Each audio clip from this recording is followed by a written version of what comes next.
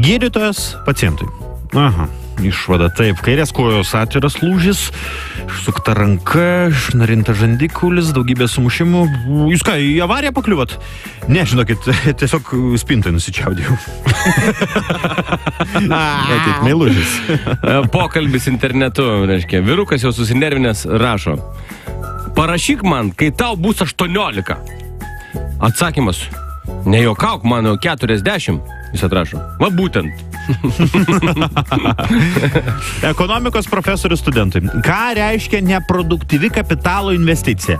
Prašau pakomentuoti. O, labai paprasta. Kai aš pakviečiu į kiną savo seserį. Žodžiu taip, Džeimsas Bondas važiuoja centrinė tolimame Rusijos mieste. Ne Maskvoje, ne Peterburgė. Gilumoje, važiuoja mieste. Yra keletas dalykų, kurie išduoda, kad jis yra anglų šnipas. Tai nėra jo naujasis Aston Martin DB9. Tame mieste tokių pilna.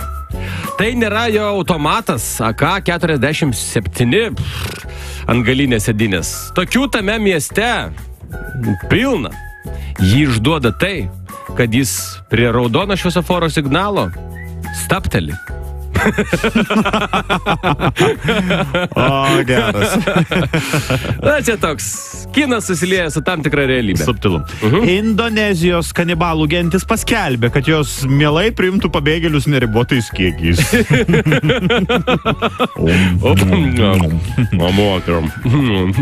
Aš dabar kol kas susijaudinęs. Gerai, aš turiu dar kelis.